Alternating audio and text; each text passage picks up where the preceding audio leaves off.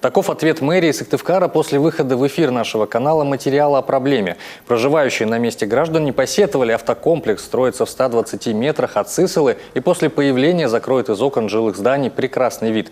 Также люди опасаются сопутствующую всем гаражам проблему – несанкционированные свалки, ведь рядом водоохранная зона. Сформировать комфортную среду проживания невозможно без объектов транспортной инфраструктуры, проездов, открытых стоянок и гаражей в том числе. В проекте генерального плана застройки квартала в местечке Чит и в местечке Кочпан, разработанного перед началом строительства ОАО ПИ «Комиграждан-проект», размещение гаражей боксового типа было предусмотрено с северной стороны квартала. Застройка квартала велась по данному проекту генерального плана. В соответствии с разработанным проектом генерального плана застройки квартала, расстояние от гаражей до окон близлежащих жилых домов составит порядка 25 метров.